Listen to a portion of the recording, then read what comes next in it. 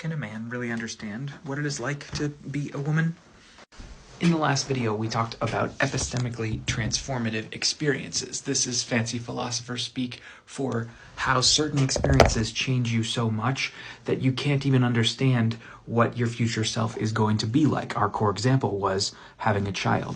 Our sadder example was losing a child. Simply put, people who have not gone through that experience do not understand what it is like.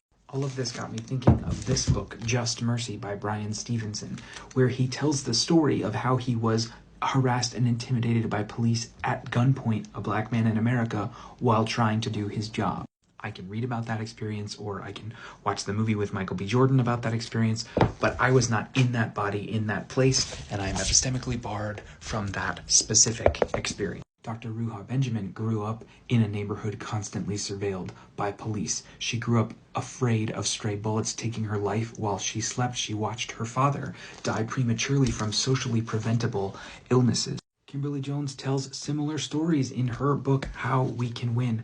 I feel like I can relate to them, having read them, and at the same time understand the massive epistemic gap between my experience and theirs. So it appears our answer is no, I don't actually, as a man, understand what it is like for a woman to be fearing for her life at night just walking to her car from work, going on a date with a stranger, or even being around their own intimate partner who's in a violent mood. But it feels so unsatisfying to just say, oh, well, I just guess that I can't understand that, and throw up our empathic hands as if we have no work to do. Stevenson's expressions of his own fear transformed me when I read them. Was that transformation for nothing? I don't think so, so we're gonna call in the cavalry. Famously sad boy, Danish existentialist Soren Kierkegaard, co-founder of existentialism with your boy Nietzsche, wrote an entire book about this contradiction of our limits as well as our infinitude. I don't agree with everything that's in this book, but it gives us a framework that might be useful to understand this particular empathic perceptual problem.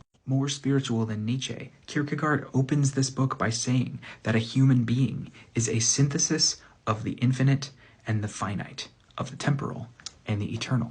Like Chidi, I could talk about this book for days, but we'll just do this instead. You may remember asymptotes from your math classes in high school, where the further into infinity you go, you get infinitely closer, but remain a finite distance away. Engaging with his work brought me closer to his understanding. If we zoom out, we see that we do make real finite progress. But if we zoom in, we have an infinite distance to go. We human walking contradictions should have the humility and drive to recognize and do both.